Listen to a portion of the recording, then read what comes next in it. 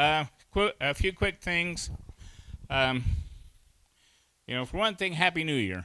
I hope everybody had a great Christmas and a good holiday season, and Happy New Year. 2026 is going to be a really interesting year. We are on Rumble.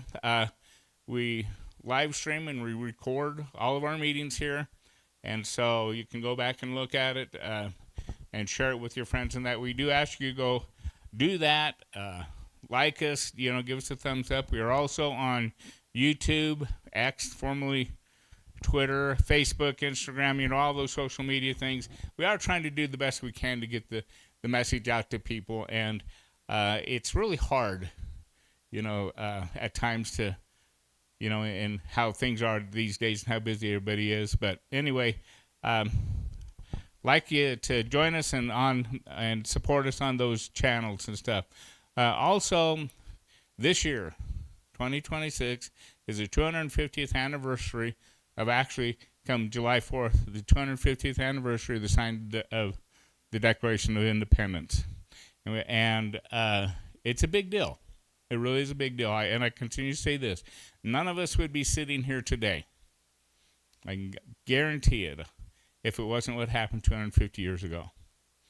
Okay? And a lot of us take a lot of that for granted. Oh, we take this country and everything that we have and all the privileges, the rights and privileges and everything that we have for granted. Oh, But you know what? Look and have some history about what happened 250 years ago, about how it's okay for you to sit in that chair tonight and actually to be able to ask a question. Our First Amendment, be able to ask a question and say your piece without fear of any kind of recourse. And on that, America 250, there's a big celebration going on all year. It actually started last year and it's going to continue through this year. It's called the America 250 Commemoration or Commission. And part of what we're doing to Stand Up for Idaho is we're working with KID News Radio 106.3, and we actually do a historical minute. We have an ad that they let us put on, and telling a little bit about what happened about this time 250 years ago. And then every Thursday, so tomorrow night at 5 p.m. on the Jolynn Thomas Show on 106.3, we have some ladies here that will be on her show and talk about what happened 250 years ago. And one thing again is if you don't know your history, you're doomed to repeat it and all of the problems, and you're going to forget a lot of things. So it's really good to understand it and learn and remember what happened 250 years ago. And part of that too is a celebration is we have this flag. This is a wood carved flag, specially carved, one of a kind in the whole world. Had it made for Stand Up for Idaho, and we're actually raffling that off. We will we'll award the raffle on July 4th. Okay, and so we're selling raffle tickets, $20 a piece. If you're interested in buying one or 100, that'd be wonderful. Okay, this is a bit of a fundraiser for Stand Up for Idaho. You notice we don't charge for admission to this. And also on that note too, a bit of a good thing. Stand Up for Idaho, when we started, we were in a nonprofit organization. We did some things with the IRS. We didn't know exactly how to set things up, but we've learned things over a while. And so actually last May, I applied to become what's known as a 501c3 charitable organization. And my Christmas present literally was, because it was mid-December, we got the letter from the IRS saying, yes, you are a charitable organization. And so now all of your donations that you make Stand Up for Idaho actually can be tax deductible. And so that's a good thing, hopefully, And so my pitch here is now you can get a little bit more out of it than just supporting us at tax deduction. So please donate as much as you can. Please help us if you can. If you like what we do, nothing's free, unfortunately. Just help us do this. If you want to claim it on your taxes, you need to let me know so I can give you a receipt. So anyway, a couple of things. I mentioned earlier, this is going to be a really interesting year. I'm going to get a little bit serious now. This year is an election year for, some of our legislature. Our legislature actually starts up again yesterday. I guess so. Okay, and we're going to have midterm elections. In May will be our primaries for both parties and whatnot to see who goes in the legislature, and then in November will be the general election for governor, lieutenant governor, attorney general, etc. So this year you're going to see a lot of campaigning, a lot of stuff going on, a lot of maneuvering.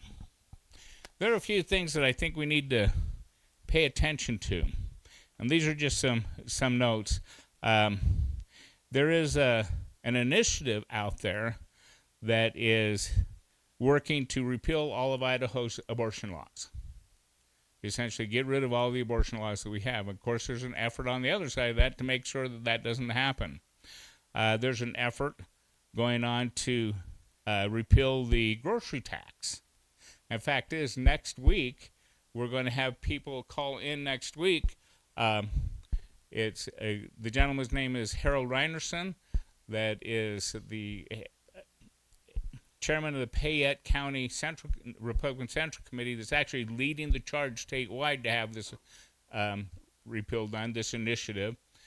He's going to call in, and so is Ron Nate. He's the president of the Idaho Freedom Foundation. They're going to call in and talk the pros of that. And then we're also going to have Representative Rod Furness, who's the representative for District 31. He's going to call in and talk about the con. And so next week we're going to actually have a discussion on what's the good and the bad of the repeal of the grocery tax. I hear all sorts of different things, and the fact is I don't know, and I need to understand that. So that's going to be an interesting thing. You will be asked to sign a petition, I'm sure, to get that initiative to repeal that tax happening. Now, what that initiative will do, if they get enough signatures by the end of April, I believe it is, then it will go on the ballot in November for the public to basically vote on. There will be, I'm sure this is going to happen, there will be bills in our legislature that are going to be pushing what I call the herbicide and pesticide immunity bills. And what that is companies like Bayer Pharmaceuticals and all this that own and market glyphosate, which is Roundup and all that, are trying to make it so that they have immunity from any lawsuits, because of their product. And they do that by saying accepting a label. If we accept the EPA's label, if Idaho accepts the EPA's label on their product, then that will actually provide them immunity from lawsuits. That bill has been through in the Idaho legislature for the last 4 or 5 years, and it keeps hitting all the time. So you need to pay attention to it. Personal opinion here is nobody should be immune from prosecution. And because once you have immunity, how can I hold you accountable? I can't.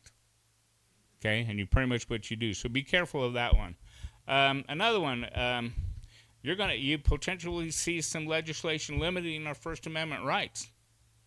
And we had a discussion, or a guy called in a couple of weeks ago about some things about how Idaho already has what's called some anti-boycott, divestment, and sanction laws that prevent that if you boycott, do anything bad, don't support Israel, then you don't get a state contract.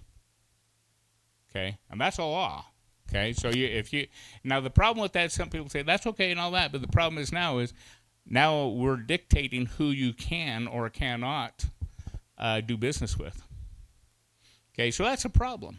And also during that discussion is First Amendment rights is, the question is defining you can't say bad things about Israel or bad things about other people and whatnot. And they wanted to limit, essentially, your First Amendment rights, and it's called, it's hate speech.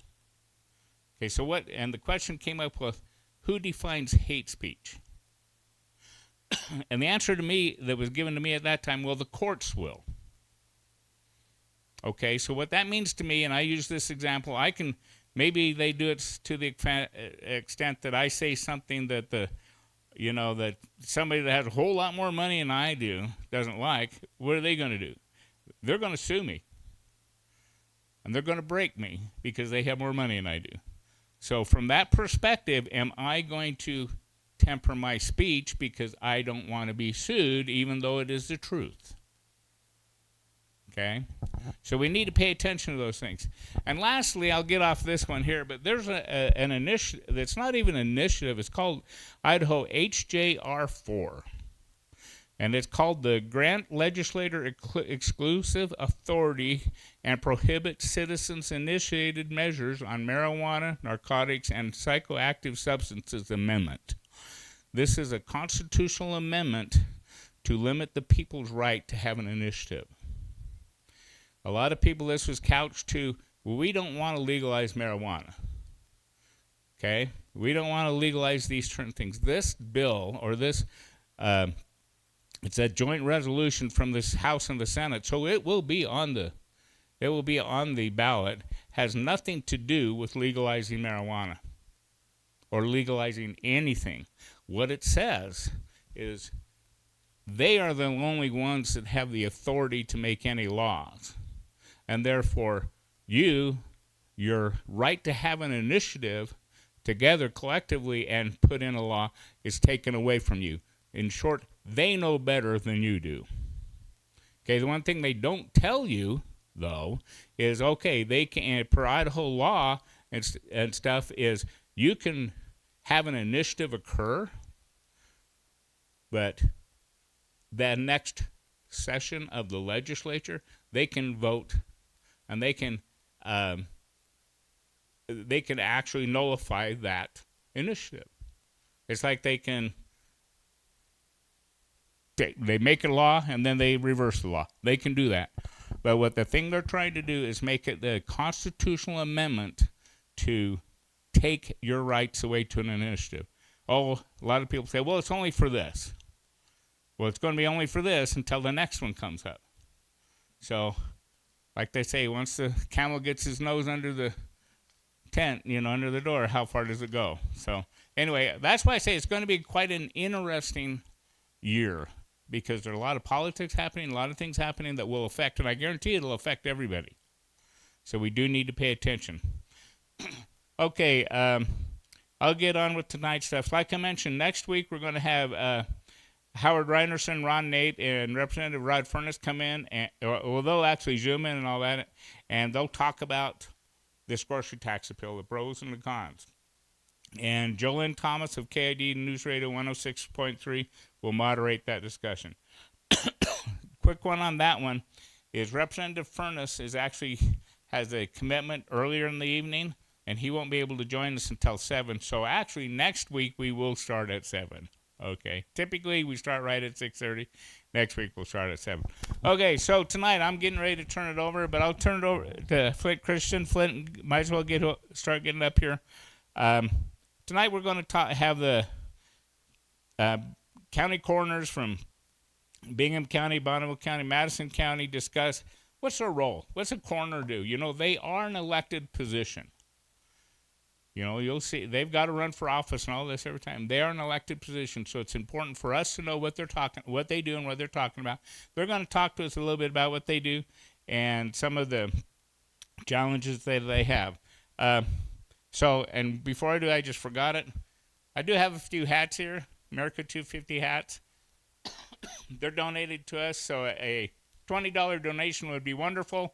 And you can have a hat if you'd like. So anyway, with that, I'm going to turn it over to Flint. Flint, let's give Flint a big hand, and he's going to introduce our coroners and whatnot and get us going. And he's Flint, I'm not. So thanks, Flint. Appreciate it.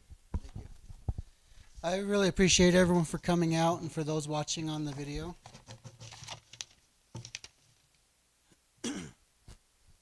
I started my journey into the medical legal death investigation scene just a little over 3 years ago now. I kind of approached it coming into it from the political side of things. So for those of you that say that the coroner's office isn't really political, I assure you very much that it is.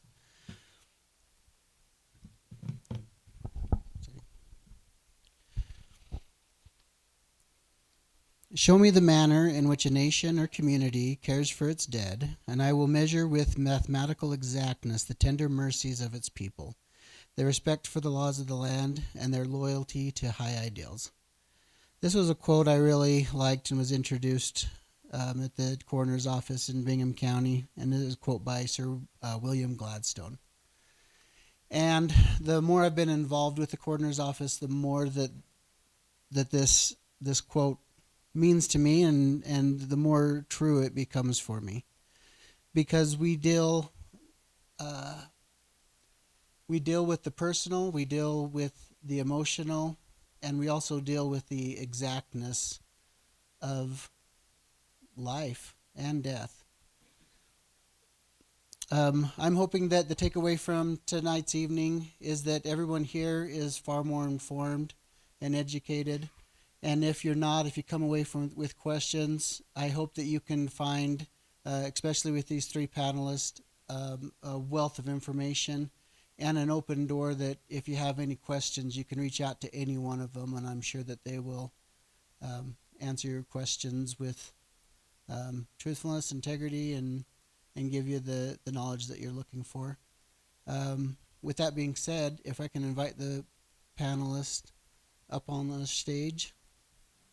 I'm going to let them introduce themselves because I know I'm going to butcher it, and there is truly a wealth of information between them, and I know that I won't do it justice. As they're taking their seats, I'll go a little bit on the personal. I have had a number of deaths in my life. All of my parents, 4 of my siblings. And in fact, I don't think I have ever talked with Dr. Butikofer, but I think Sam was the coroner when my brother killed himself in Rexburg about 6 years ago. Were you the coroner then? So you would have been the case for Grant Hunsaker. My brother drove himself into a center pillar on the North Rexburg exit, and I remember going through all the emotions that you would typically go through should a member of your family take that tragic choice. And I remember reading the death certificate, and I remember having a sense of humility or outrage that it would be so finally declared a suicide, and how would he know that, and there's a lot of emotion behind that. And I didn't know anything about what a coroner did then. I do now. And so I would highly encourage you, if you have any questions at all, that this day, what we do here is definitely educational, and that we learn as much as we possibly can. I have some questions I'll ask, but I would encourage the questions to come from the audience, and with that, I'll turn it over to Dr. Butikofer here first, and let you guys go down the line introducing yourselves, and then we'll circle back, and what I'll have you do is identify something that you care about in this field and something that you would like the community to know. And then after that, we'll open it up for questions, if that's okay.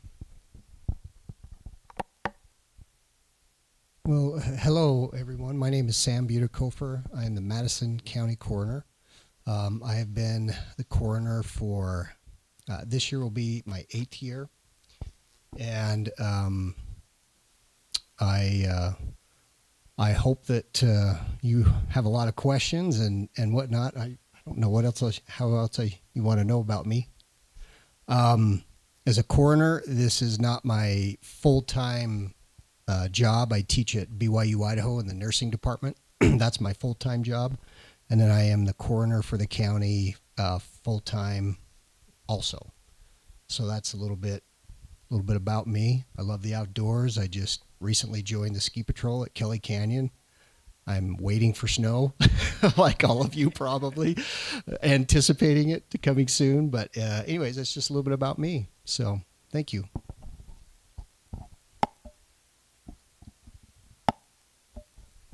Hi, everyone. I am Shante Sanchez.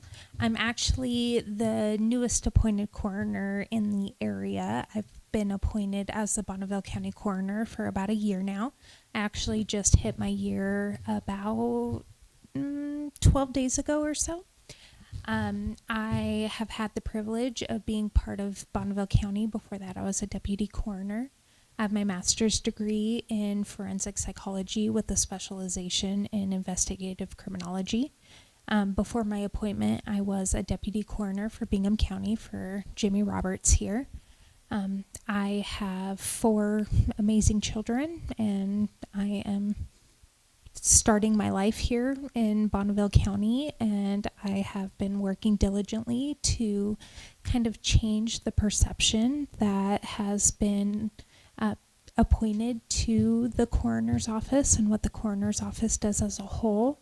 And I'm happy to be able to educate the public and educate people on what the coroner's office is and our ethical and moral duties.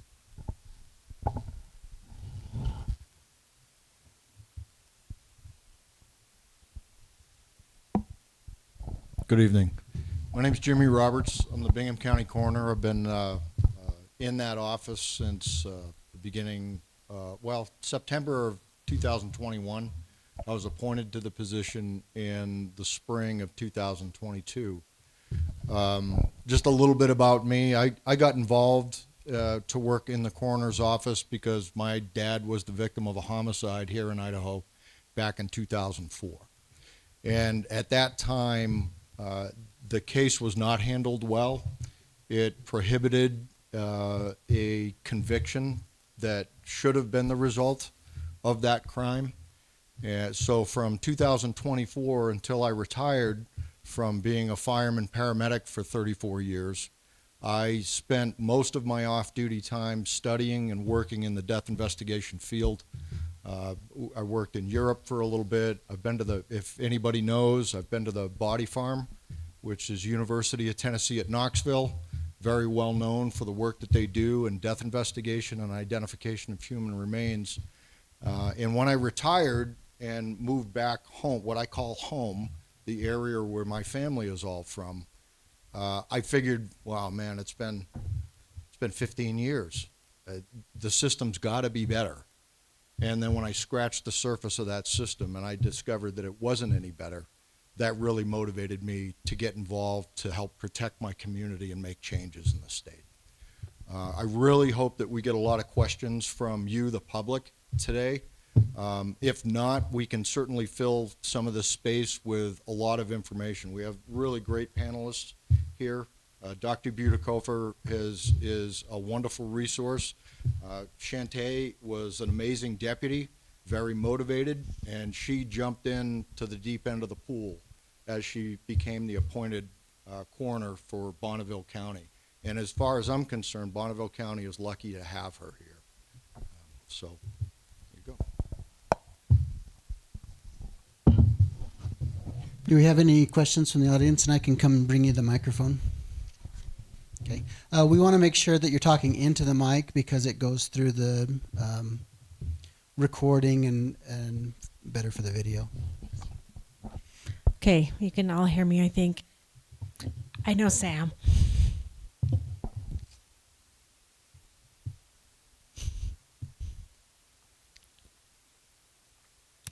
Sorry. In a couple of days, it will be 10 months since my son passed away. And because he lived by himself and was unattended, he had to have the autopsy done. His name's Michael Goff.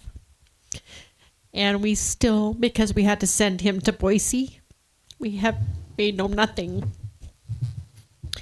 And I cannot tell you how frustrating it is that the detectives still have his laptop and his phone and all of his personal things because we have zero answers. And I've talked to my representatives, John Weber and Britt Raybold, about this, if they could maybe do something in Boise, like pull some strings or something there. But I think it's absolutely ridiculous that 35 counties feed into Boise and we don't have our own medical examiner and whatever we need here in Eastern Idaho. And I guess I just want to voice my frustration first of all and see if there's anything else. I know I've talked to Sam several times and I just think it's unacceptable that we have to wait. I mean, there was zero struggle for my son, and I'm sorry. So there was nothing obvious, but we had to get a pending death certificate just to fix his finances and do a student loan thing. And I mean, it's been a lot. Not to mention, I wonder every day if today's the day Sam's going to call me. And where will I be? It's just very emotionally taxing and so frustrating. So what can we help you do or do to make it different so this doesn't keep happening to people and families like me?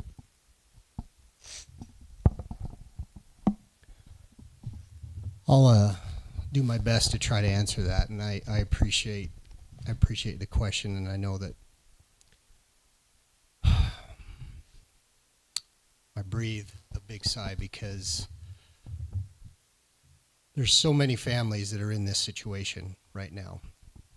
So let me try to explain so everybody knows when an autopsy is needed in any of the southeastern Idaho counties. We have all contracted with Ada County to be able to perform that because that's the only place in the state of Idaho that we can have autopsies performed. That's where the medical examiners and the medical examiners, forensic pathologists are at. So we have to transport the individuals to be able to have an autopsy done there. And once we do that, the individual counties or the coroners then have to wait for those autopsy results to be disseminated back from Ada County to the individual counties so that then we can reach out to those families and be able to schedule a time with them to be able to review that and really try to bring a close to that chapter. One of the struggles that we have here in the state of Idaho, in my opinion, is the coroner system as a whole and the individual counties have been defunded and underfunded for decades. And as the state population has continued to grow, as we all know, there's just been more and more people move in. And the situation that has delayed, this particular case, and it's not just this case. I know each one of us are waiting for cases.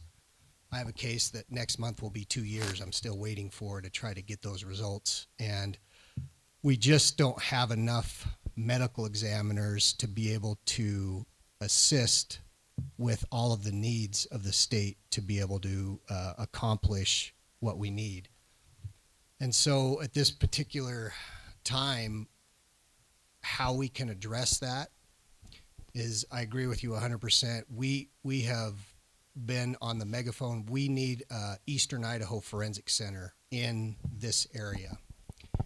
And there was an attempt a few years ago to try to do a pilot program in Bannock County, and that failed miserably. And what we have tried to do on this panel, we've met with state representatives. We've expressed a deep desire that we can try to get funding to be able to help that. The state, in my opinion, has to be able to step in to be able to assist, because the individual counties, even collectively, we can't afford to build a building, to fund the building, and then to be able to recruit medical examiner, forensic pathologist to be able to do that. We do not have the funds to do that.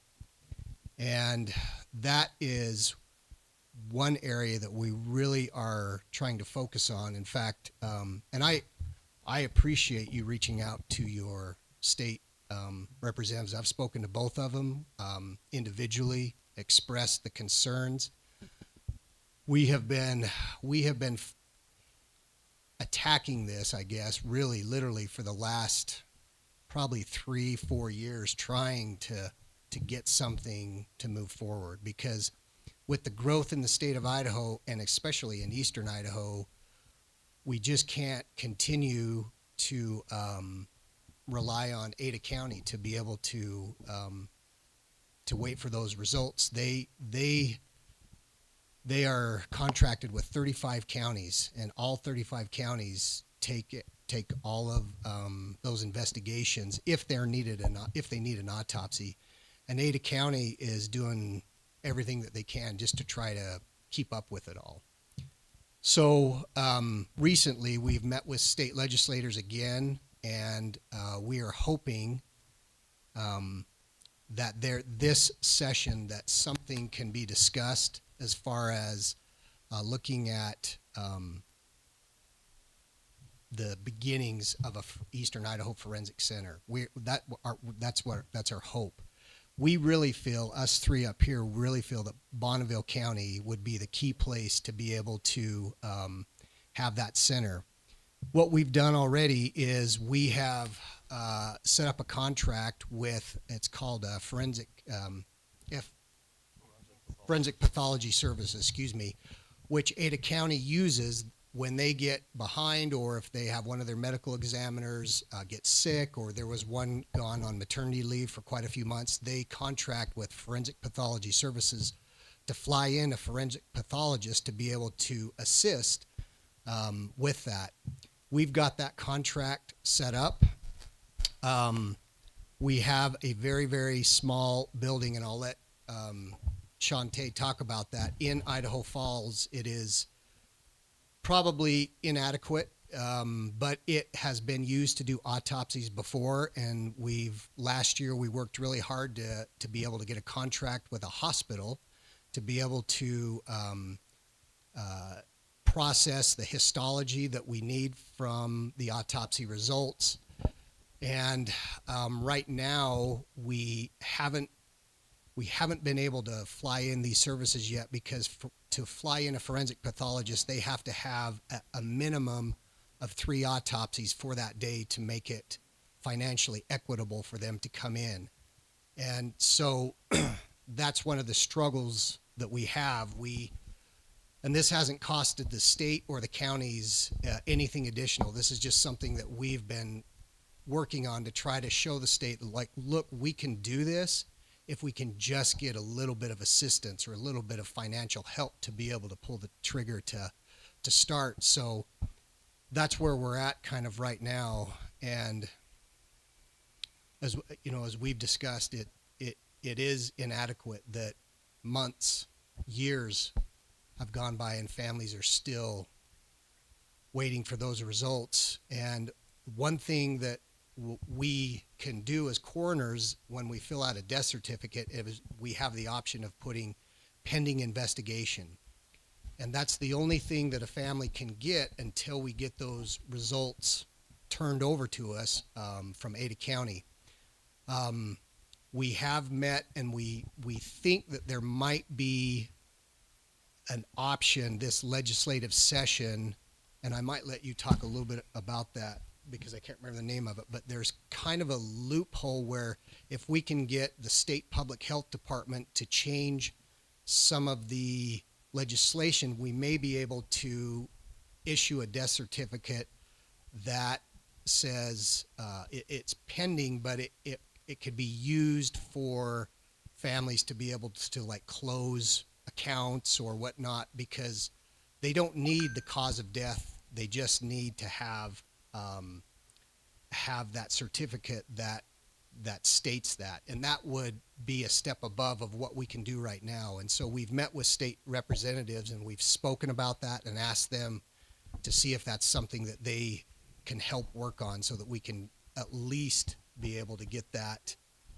certificate to a family so that they can be able to close that. But we're unable to issue that right now, because right now the way that the policy, the procedures and policies is set up with the public health department is they have to have the cause of death before that they can issue this type of certificate.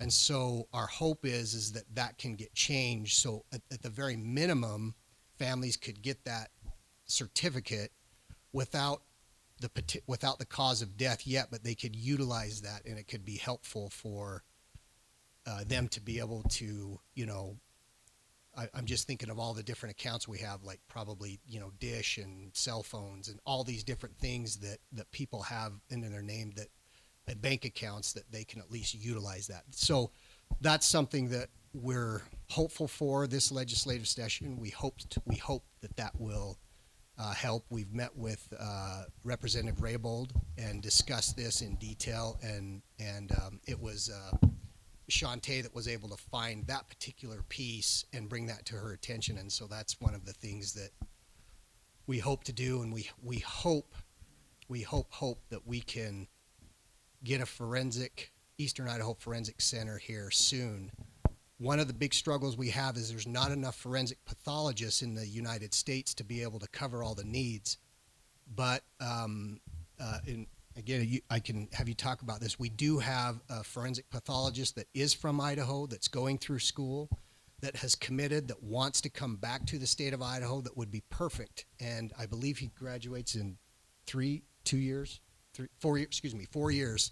So if we could get this development going, and there's been a second one that has shown a lot of interest in coming to Idaho, that I believe that we can be able to get this done if we can get some help from the state. And I know that you raised your hand. Did you have another question? Yes, I don't know if there is, why is the investigation, I guess we would really like his laptop and his cell phone back. Is there zero way to get that until this is closed? Essentially, yes, because it's an active investigation with the law enforcement and the coroner's office. And the coroner's office, we do an independent investigation, but we don't have the capacity to hold that type of evidence. That is what law enforcement does. And so until that case can get completed, and I'm not law enforcement, so I may not be hitting it exactly, but once that case is closed, then they are allowed to return that property to the next of kin, but they have to retain that in case if the results came back and it was then deemed that there was something that was found that was overlooked, that it could potentially be criminal or something like that. And so that's why all of that evidence is held until that case is closed. And so that's why your son's belongings are still held within that. I just think it's too bad that we can't get a better time frame from Boise, that they are held accountable for a certain date to get these. Do I need to drive to Boise and knock down the door on the coroner's office? And Well, I will do that. I can explain. Well, it was kind of. I would be polite, but I would do that.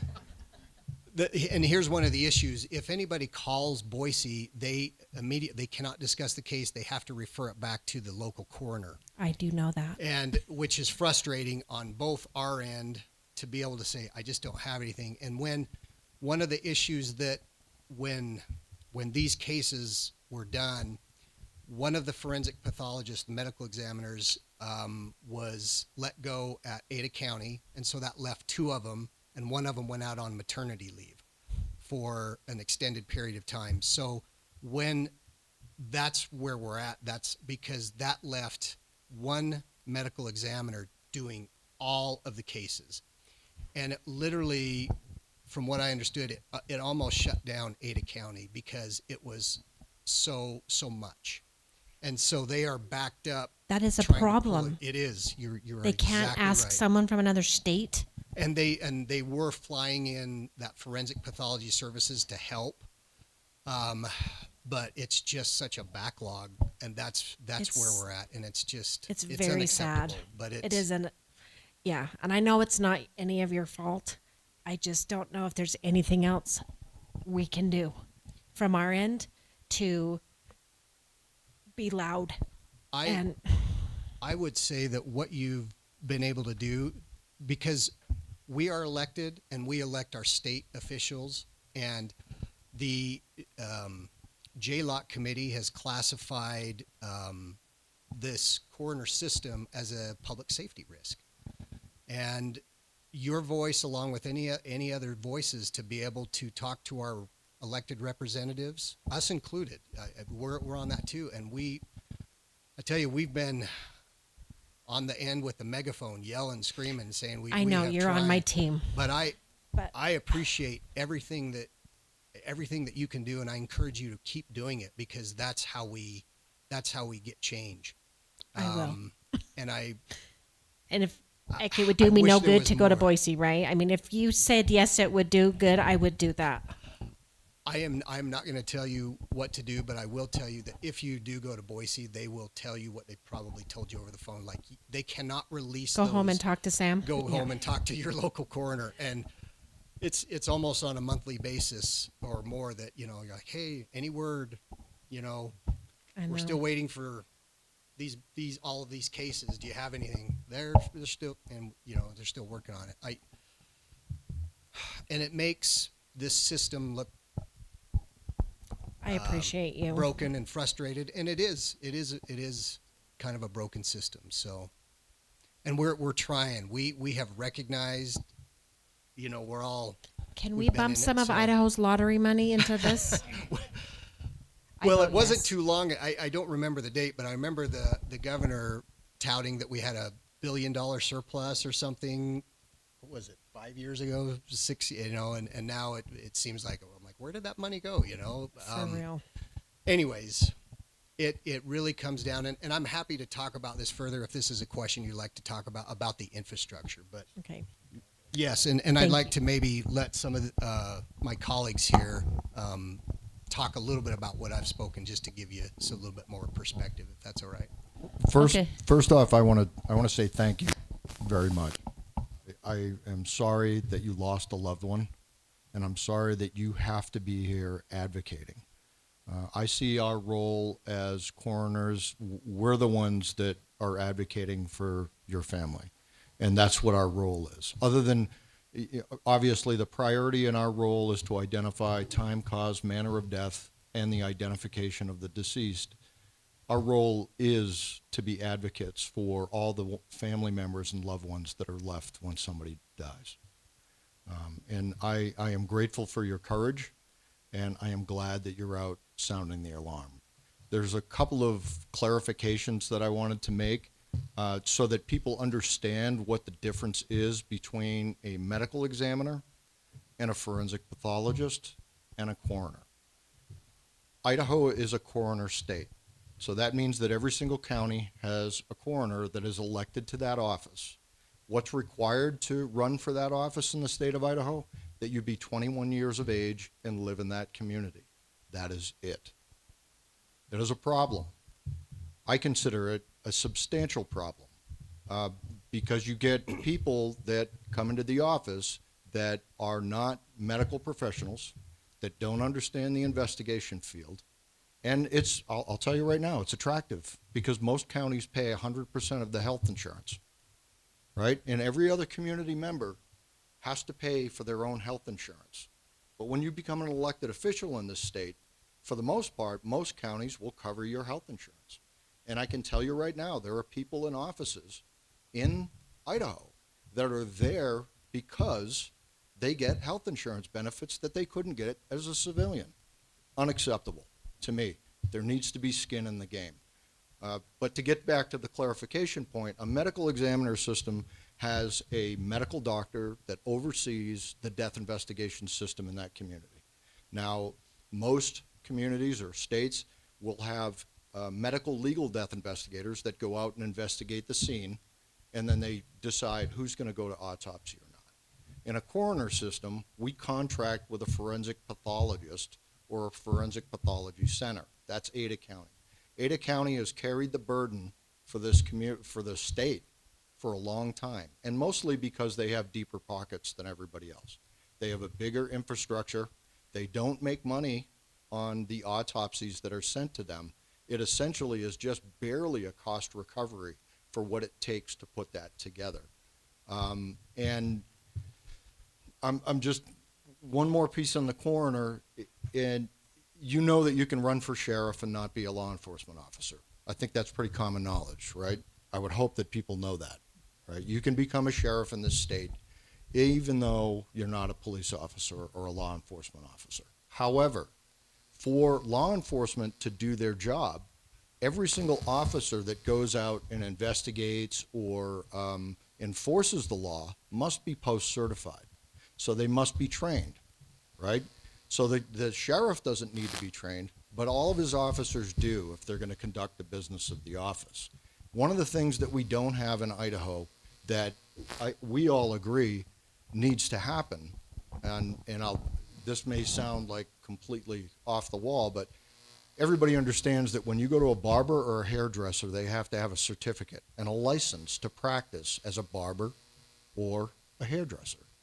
If you have a nurse's aide come into your home to assist you in healthcare, they have to be certified at a basic level to do that.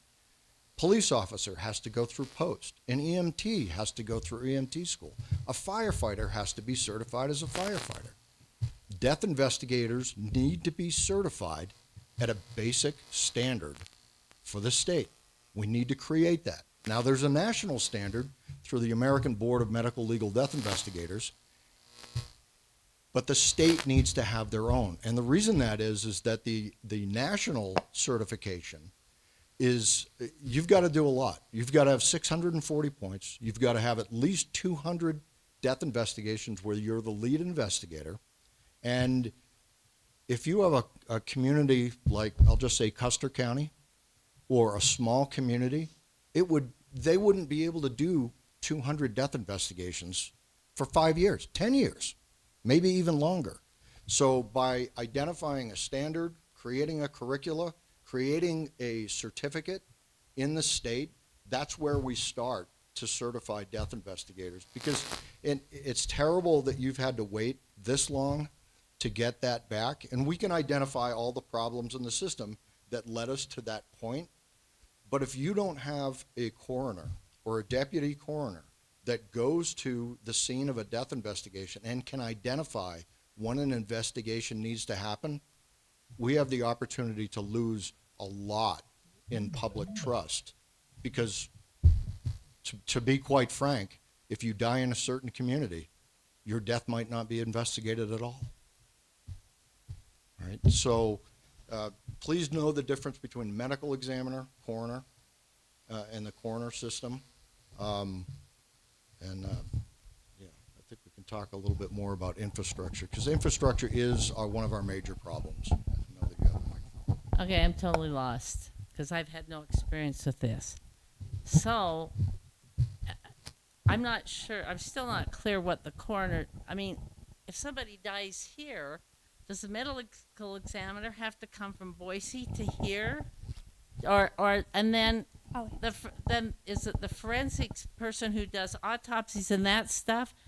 But the medical examiner has to be a doctor. There's nobody else who can go out and check out the scene or do anything else except that one person. No. And so does that mean he has to travel all over the state No. to do that? So, and then what do you guys do? No, let me clarify that for you. Okay, so I am the coroner here in Bonneville County. Our general philosophy here since I've become appointed is you call, I come. We, in my office, myself included, are all medical legal death investigators. We have all gone through our certification to be an MDI, meaning that we are certified to do any and all death investigations that come into our county. It is also my job to determine whether or not a toxicology or an autopsy is required. So I have a team. Right now, my team is me and 2 others, but we have another onboarding. So it's going to be a team of 4. We service the entire county of Bonneville. And Bonneville County is the 4th biggest county in Idaho. But we are all death investigators. We come out and we do the entire death investigation, everything from scene documentation to external body exams. We contact and talk with families. We do witness conversations and interviews. We pull medical records. But it is my job to determine whether or not a toxicology or an autopsy is required. Further testing, essentially, to determine whether cause or manner of death is going to happen. Ada County has the only forensic pathology center in the entire state of Idaho, and yes, they service 35 out of the 44 counties. The other handful end up going, they're up north, so they usually go to like Washington to get their autopsies done.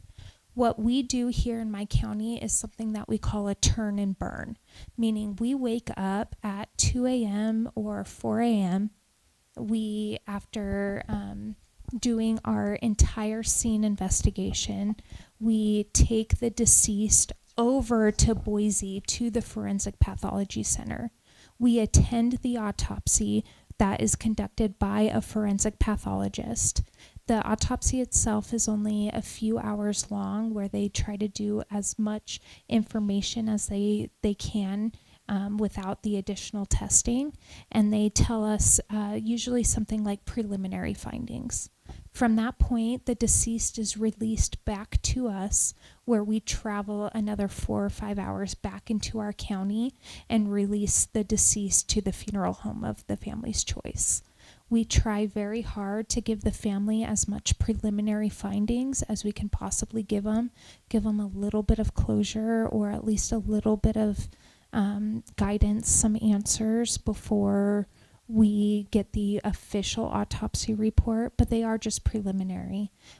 That's when additional testing happens by the forensic pathologist in Boise.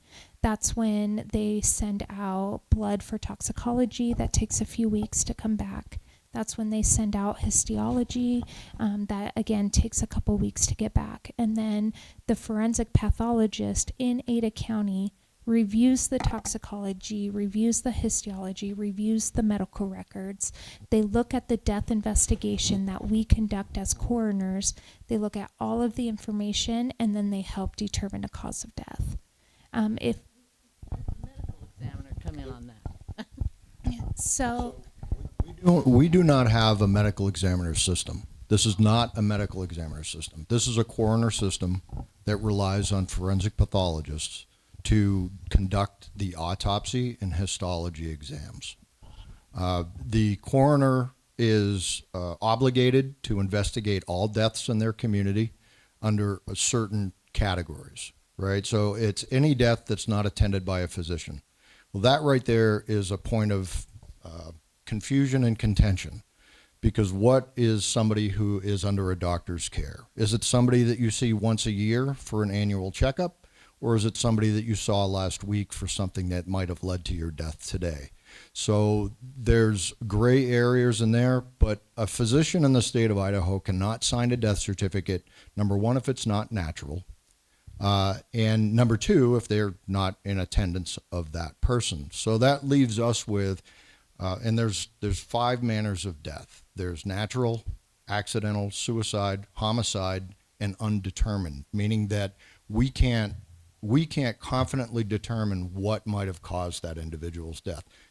Luckily, we don't have undetermineds that often, and nor should we, because of the resources that are at our command.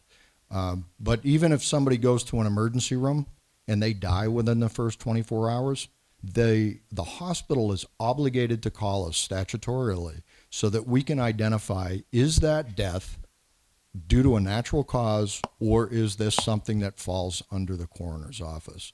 Now, the other thing that we do that most people have no idea about is that when somebody's family wants their loved one to be cremated, or that's what the person has chosen before their death, those cremation authorizations have to come through the coroner's office, because we have to screen those and make sure that they're not a case that would fall under our jurisdiction.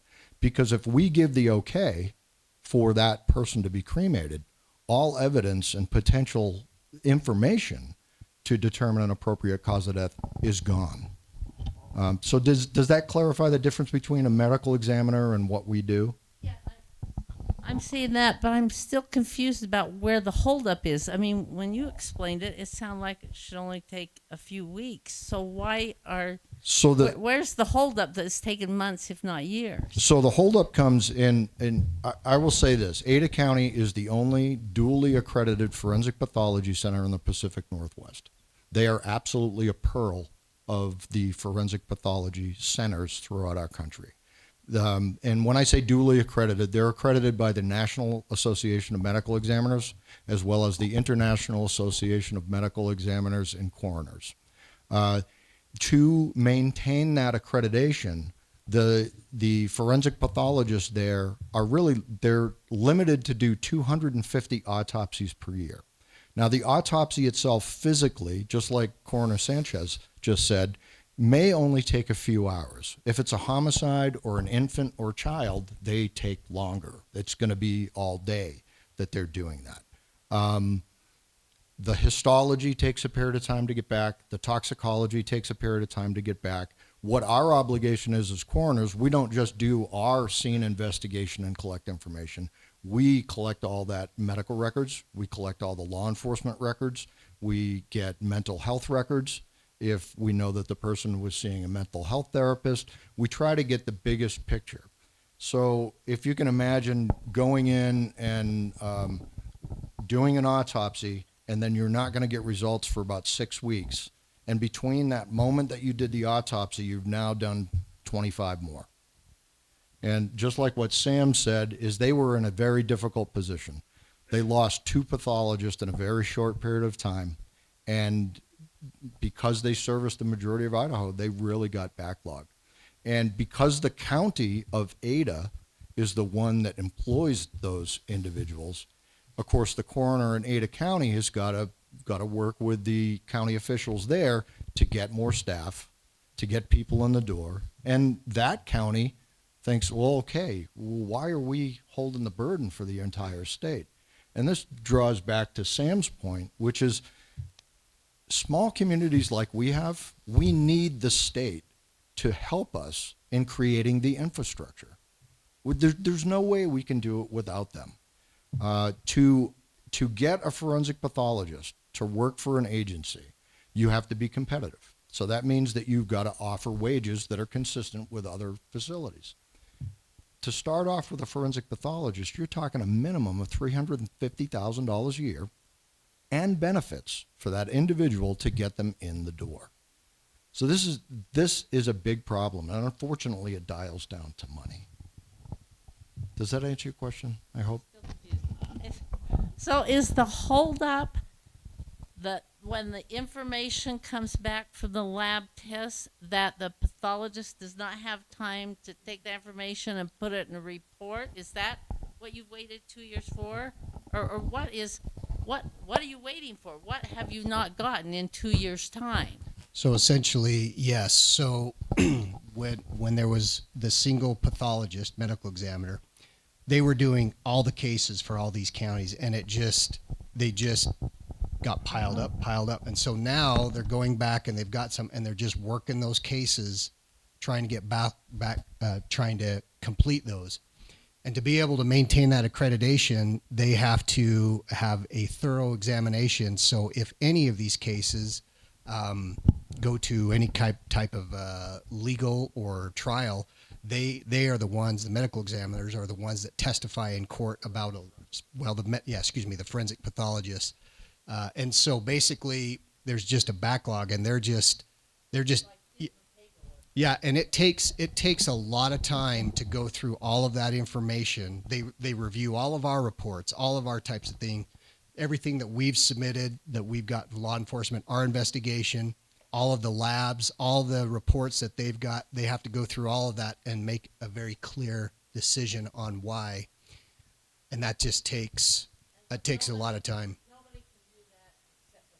Correct.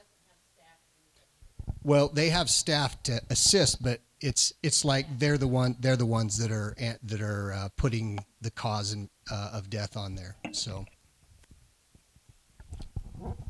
I'm wondering, what kind of caseloads do you guys have?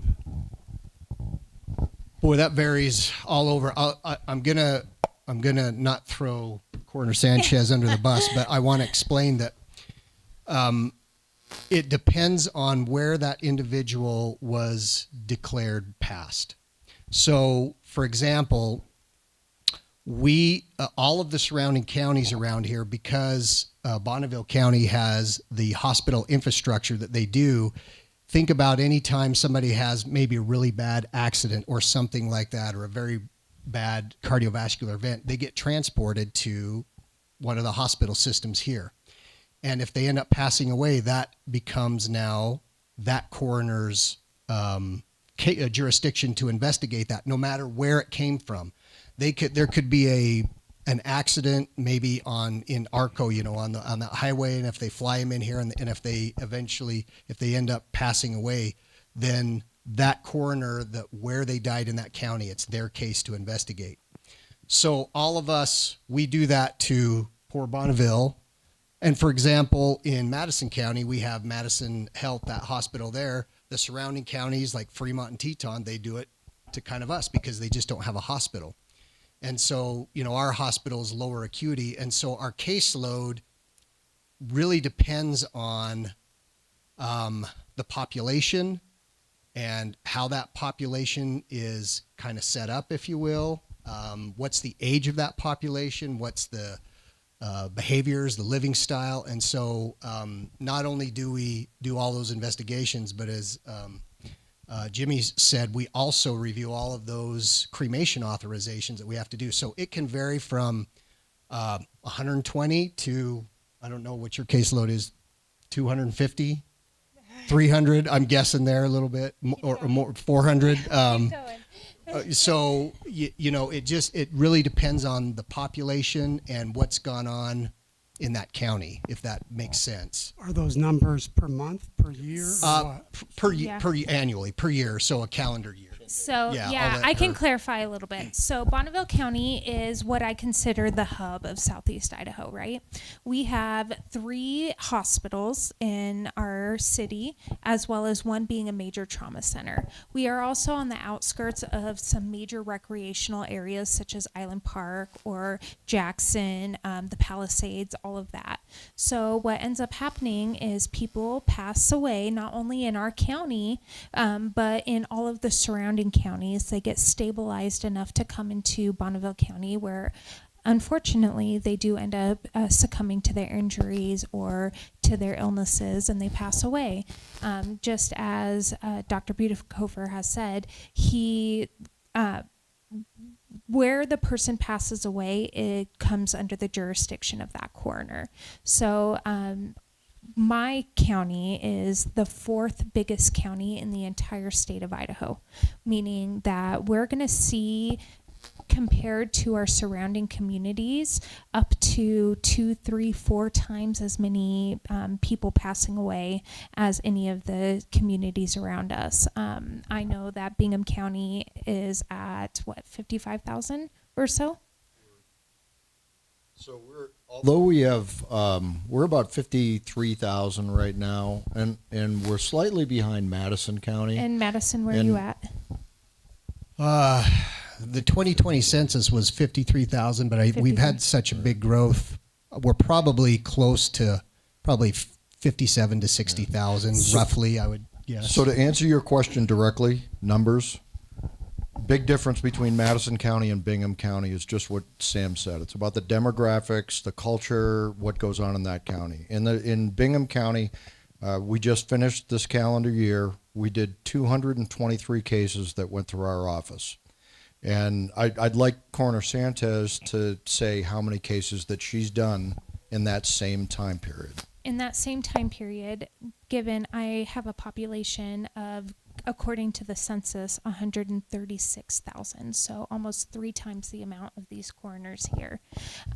We finished our year with 414 death investigations and 486 cremation authorizations, meaning that there has been almost 1,000 deaths that have come through our office that a team of 3 has had to investigate and review in order to either determine autopsy, toxicology, death investigation, or cremation authorization. Would you excuse me for just a second? I'm getting a call from Madison Dispatch. Could I step out Go for and it. step right back in? So just as Sam has said, it does depend highly on demographics. Madison County has BYUI. They have a younger demographic. They have young families starting out. They have college students, people that are in that younger age demographic.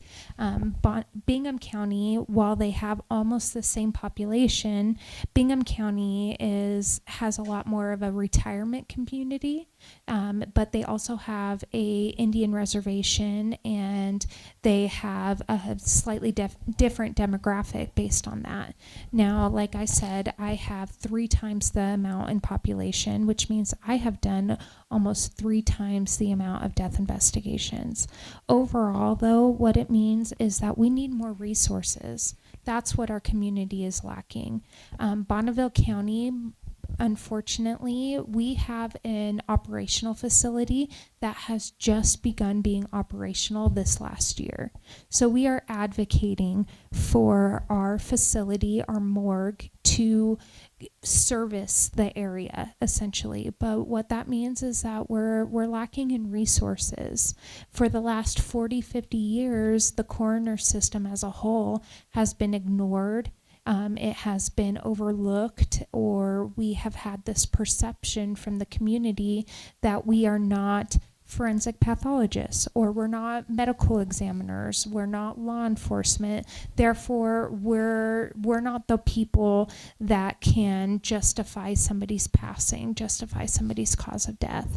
But over the last 20 years, if you think about it, the advancements not just in technology and the advancements in all career fields, but the advancements in forensics and in death investigation has been astronomical. And as a result, Idaho, unfortunately, is trying to catch up to those national standards.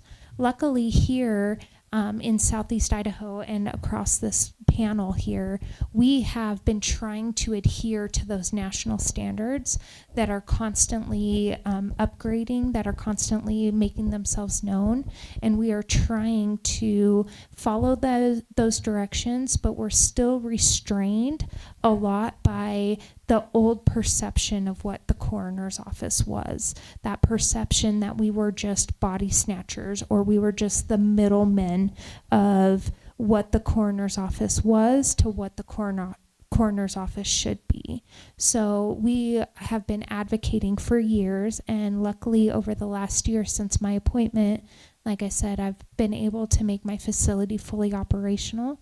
And now it's a matter of getting the resources and letting the community be aware, as well as our county and our commissioners, the need for things such as forensic pathologists in this area, because it's not right that a family should wait 3, 4, 5, 10 a year. In all honesty, I'm so very sorry for your loss, but I just wrapped up last week cases from my predecessor from over a year ago, and that, you know, we can give excuses to Ada County and we can understand that they were backlogged, but the truth of the matter is we need more. We need more resources, and the more that we can help the public realize what the coroner's office is, how vital we are to not just public health and safety, but to our community, and to giving them closure and to helping the families that are directly affected by what is happening in our area, the better that we can be. And so getting our voices heard, educating the public on what the coroner's office is, changing that perception of what the coroner's office was 50, 60 years ago to what we are now, which is medical legal death investigators. We are equivalent to the sheriff's office. We are equivalent to detectives. We are equivalent. We are that bridge between the medical field and what they can do and law enforcement and their criminal activity. We bridge that gap, and we are just as vital as any office in the county. And we need to have the resources available that we can give the community, not only give them closure, but give them that safety measure to let them know that they're going to be safe in our community, that they have people that are overlooking the health and the welfare of the community. I just have one other question. Let's say a family member dies and the physician's description of the cause of death, you're uncomfortable with that. Can the family request an autopsy? And how does that work? So I can answer that question.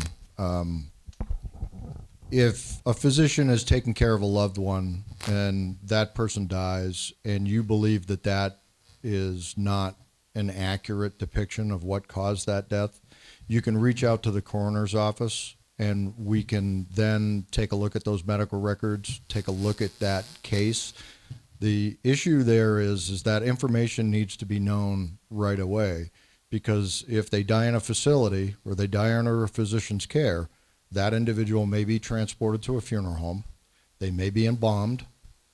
And once they are embalmed, we are very limited as to what type of exam we're able to do. We can still do an autopsy, but the tissues of that individual are changed. If a family wants an autopsy and it falls under the jurisdiction of the coroner and it falls under what we would normally send for autopsy, we're more than happy to help with that. If it does not fall under that jurisdiction or the decision making that we come to when we decide to do an autopsy, then the family is welcome to do a private autopsy on their own. Because if it's not statutorily required, we can't expend taxpayer dollars on something that we can answer without an autopsy, if that makes sense. One thing that I want to clarify a little bit. If you're not aware of the Office of Performance Evaluation that we have in Idaho, it's a freestanding organization. It's not supposed to be partisan to any group, and legislators often will request that or the OPE to go out and do investigations and reports on the efficiency of government. A little over almost 3 years ago, they started to do that, looking at the coroner system. Idaho is ranked 49th in the nation for most matrix of standard of death investigation at that point. Some of those matrix were investigating death of elderly individuals, right? Elderly people don't just die because they're old. There can be elder abuse, there can be accidents, there can be overdoses. Whether they're intended or not, those things can happen and they get missed. The other matrix, which we actually classified in a country of 50 states, we classified as 51st in the investigation of infant and child death investigations. This was a 95-page report that was published in January of 2024. We're almost 2 years out from that, and we've seen minimal legislative change since that report. I can tell you that everybody here is certified to be death investigators, but that's not the way it is around the entire state. The only way that we're going to change this is for individuals in the public to reach out to legislators and tell them why this is important. The only two people in the state of Idaho who can order an autopsy, to go back to your question, is the coroner and the prosecuting attorney of that county.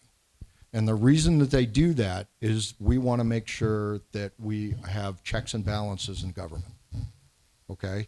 So if a prosecuting attorney feels like, hey, I want an autopsy, and for whatever reason, whether it's the coroner doesn't want to expend the budget, the prosecuting attorney can then order that autopsy. So those are the only two individuals in the state that can order an autopsy. I sit on the ICJC committee, subcommittee that is supposed to look at this OPE report and identify changes that we can make. It moves like molasses in February, a normal February, not like what we're having right now.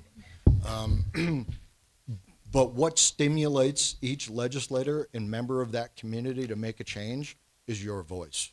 And as hard as it is for you to make your voice heard and wake up every day trying to anticipate whether you're going to get the call or not, we need you. We need your family members. We need your neighbors.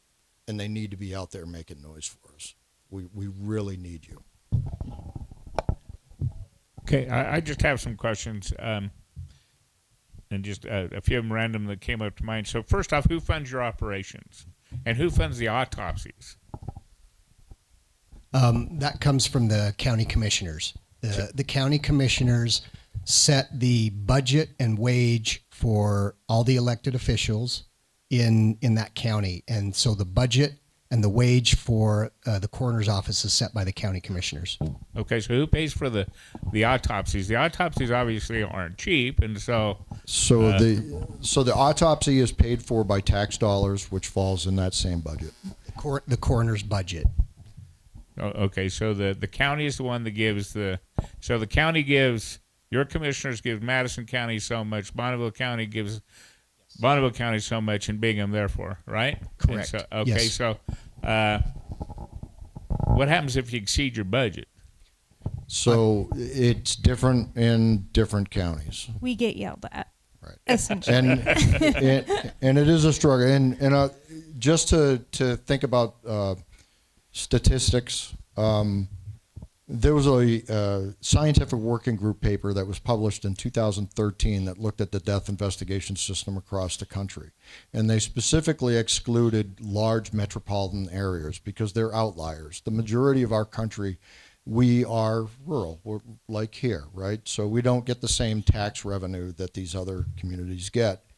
What they stated as a standard and should be thought of in preparation for your budget is most communities should be doing one autopsy for every 1,000 occupants in that community. So if you look at Bonneville County, for instance, at 136,000, theoretically, they should be planning on 136 autopsies. Hello? 136 autopsies for that year. 1% or 10%? What's that?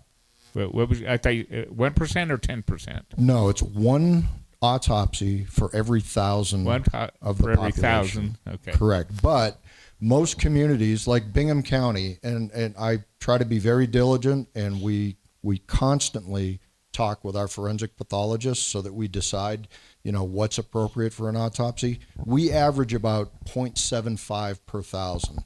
And that same scientific working group paper said that is within an appropriate range. When we run out of a budget, there are some communities that they will just stop doing autopsies. That is 100% BS because when the fiscal year starts on October 1st and you have a death and you order an autopsy appropriately, and then you have the same type of death that happens in July or August, are you really going to turn to that family and say, oh, I'm sorry, my budget has precluded you from getting an autopsy? This is like telling the fire department not to answer the phone after they've expended their budget because they've had too many calls. So it is a struggle for each individual coroner how they handle that. So, in kind of piggybacking off of that, that is essentially a lot of people do criticize the coroner's office for being an elected position, and it's true. It should be based off of qualifications and experience, but our budget is determined by the commissioners, it's determined by the county, and so unfortunately our hands end up getting tied between what we can justify as going to autopsy and spending this additional testing, these additional charges. In autopsy here in Bonneville County, there is the autopsy itself that has a price, but you also have to think that we're paying for toxicology, we're paying for transport to and from Ada County, we're paying for the death investigator and their wages, we're paying for histology. So I mean, an autopsy while the autopsy itself might be a certain amount of money, the amount that goes into an autopsy between staff and testing and the autopsy itself and the detectives that have to go if they're part of law enforcement and this is a higher profile case, then I mean it far exceeds what the autopsy cost itself is. So as the coroner's office, because we are an elected official, because we are obligated to abide by our budget, we are constantly weighing that whether or not we can justify an autopsy in certain deaths. And that's a really unfortunate situation that we're faced with here in this area, is justifying whether or not we should send somebody to autopsy, or if we can justify in our own ethical practices whether a medical review and toxicology and our death investigation is adequate enough to determine an accurate cause of death for that person. So it's a very it's a line that we're constantly bouncing around and trying to find that balance between what we need to do ethically, what we need to do by national standards, and what we're restrained by our budget. So it sounds like to me, and please correct me if I'm wrong, because I know nothing, obviously, but it sounds like we have a bottleneck for at least 35 counties if everybody goes to Ada County. Is that correct? Correct. Okay, so anybody, and so let's just say East Idaho, your 3 counties has 1,000 autopsies a year, roughly? No. So Bingham County, for instance, I think we did 27 autopsies in 2025. Okay. That ranks in about 0.75 per thousand there. Okay. Now understanding that the 1 per 1,000 is the ideal that this scientific working group came up with 13 years ago. Shante can answer how many autopsies she's had in Bonneville County. So in my county, we had, like I said, 900 and some odd deaths, but 414 of them were investigated by our office, meaning they fell under our jurisdiction.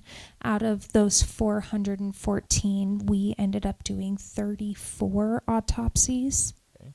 And that is below, unfortunately, the standard.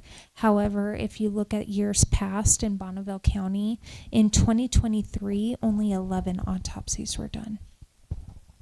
So we are constantly trying to not only be better than what we were, but also adhere to those national standards. If anybody falls within those categories of what should be autopsied, they go to autopsy.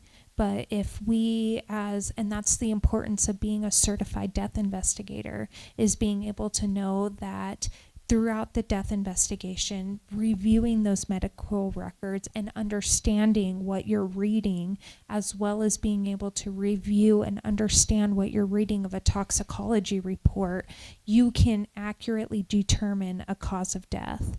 But if you cannot, or if you do not feel like you are able to justify that cause of death, that you aren't 99% sure that that's what that is, they need to go to autopsy. Okay, so my question is this, it sounds like, at least with your 3 counties, maybe, 90 to 100, and I'm just rounding. real quick, like autopsies. East Idaho, if you go Pocatello, the rest of them, whatnot, maybe, and I'm just guessing, 150 autopsies a year. So look at, and this was looked at when they were trying to do the Pocatello Forensic Center. If you look at each community and you identify, and I would identify at 0.5 per thousand for each community to go to autopsy. Looking at that, the numbers are about 200, 250 that we could expect in eastern Idaho. That would justify one forensic pathologist. Now, with that forensic pathologist would need to come at least 1 or 2 forensic technicians, because the pathologist doesn't do all that work. I don't know if anybody knows Dr. Charles Garrison. He was a forensic pathologist, lived in Pocatello. I used to assist him with autopsies at Shantez facility over 10 years ago, and we would do those autopsies together. So it's more than just identifying the forensic pathologist. One of the problems that Sam brought up, when we look at contracting with forensic pathology services, number one, we have to schedule a minimum of about 6 weeks out. So if we want to have a forensic pathologist come to Bonneville County to do autopsies, we got to plan ahead and say, okay, from now, we're looking at mid-February, and we're going to try and do autopsies every Monday. For them to come, they need a minimum of 3 autopsies. They can do up to 6 in a day, but they need a minimum of 3. And what we've asked the legislators that we've talked to is, if we do that, because we have to schedule so far out, it's highly likely that we will have 3. But on the day that we only have 2, we need the state to subsidize that other third. Because if we don't meet that minimum, they're not going to schedule with us to come. And it's difficult, but if we did that for 1 year, we would truly identify what the number and the volume of autopsies that are going to happen in eastern Idaho. Because I can tell you right now, there are counties in eastern Idaho that don't go to autopsy because they have to drive 6 hours, and they have to provide a hotel room, and they have to provide for that transportation. Right. And they're part-time coroners, right? So not only are they part-time, and most coroners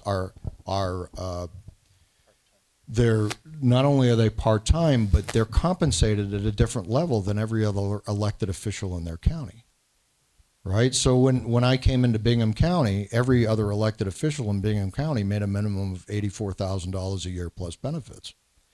The coroner was making $20,000 a year with benefits and expected to fulfill that position. So if you pay for a $2 haircut, you're going to get a $2 haircut, right? And how are you going to track somebody that's qualified and able to do a job if they can't even pay their mortgage at the end of it? An average death investigation, we did this analysis looking at all the different deaths, accidental, suicide, homicide, infant deaths, and we came out with an average number of hours that it takes to adequately investigate each death, so that we could calculate, okay, what are we going to need to do this? And I'll say a natural death, for instance, medical records review, scene investigation, next of kin, death certificate review. You're looking at a minimum of about 8 hours of time. If you have an infant death investigation, we can go up to 50. If you have a homicide, we can go higher than that, because you got to testify in court as well. And what we do in Bingham County is I bring more than one investigator out. Because I want 4 eyes on it, not just one set of eyes. Most detective divisions, they have the ability to send out 4, 5, 6 detectives on a case. And most coroner's office, you're lucky if you get one person to come out there. So what Flint, the quote that Flint brought up at the beginning of this is really important. Right. And I've heard politicians say, and I'm not saying a politician in this state, but I've heard politicians say, well, deceased individuals don't vote. Right. But their families do, and their neighbors do. So, I mean, you are the ones really that can facilitate a lot of change. I have a question. Do the forensic pathologists review once the autopsy's been done and the remains have been returned to the family, and you're still waiting for whatever the result is on the death certificate?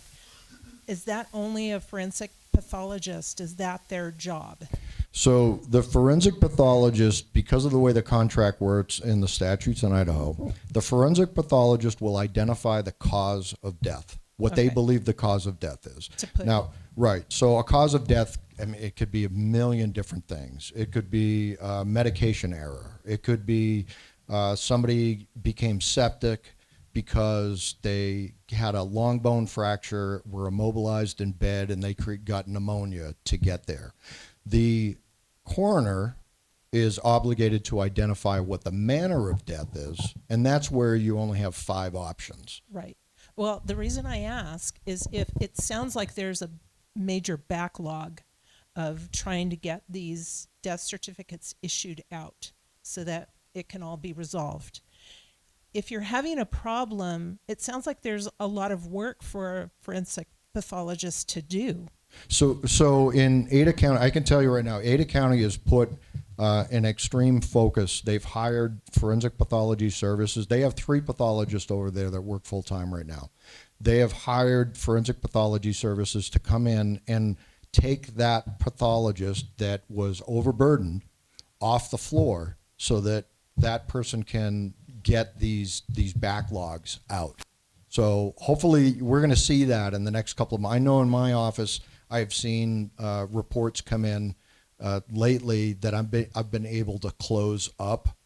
Does that answer your question? Well, kind of, because then if those temporary forensic pathologists that are flown in can review all this information, and I thought I heard you saying, well, there's only like 2 cases they can review, so somebody has to pick up the rest. It sounds like we don't have that problem in Ada County. If they're handling 35 counties worth of cases, then I would think Plus their own. plus their own, Right.